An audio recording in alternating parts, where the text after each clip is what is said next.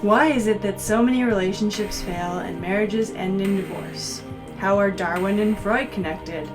And what is a dialectic? This is Tuesday Talks with Irene, the psychology of relationships. Why do relationships fail?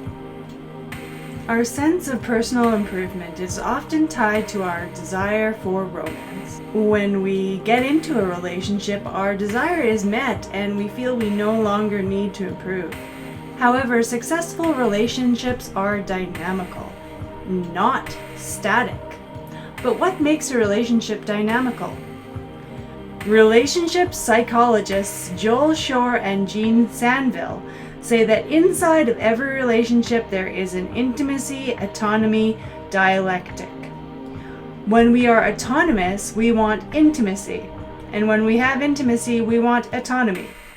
Relationships begin with two autonomous people wanting intimacy, but when they get intimacy, they don't know where to go next, so they try to keep that intimacy until the autonomous portion of the dialectic kicks in and the two people drift apart. Good couples know how to manage this interplay between intimacy and autonomy. How does this work?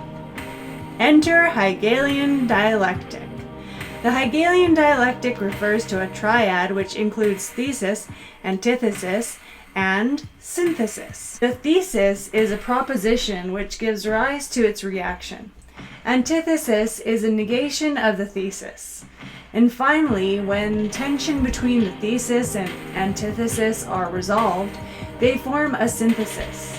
This triad is repeated again and again, much like a double-stranded helix. Most relationships dissolve after the first rung of the dialectic. However, the dialectic in the Hegelian sense is dynamical and evolves. Dialectic evolution keeps us healthy. Both Darwin and Freud brought a dialectic development principle to bear upon the human dilemma of body-mind relationship. Darwin's theory of evolution states that organisms are capable of change, growth, and improvement through the development of their structures and functions. Each unit of life has the capacity to develop. There are also instinctual forces in one's struggle for existence, so each individual is open to evolution. Freud absorbed Darwin's developmental approach within his detailed study of the open-ended phases of the human drive.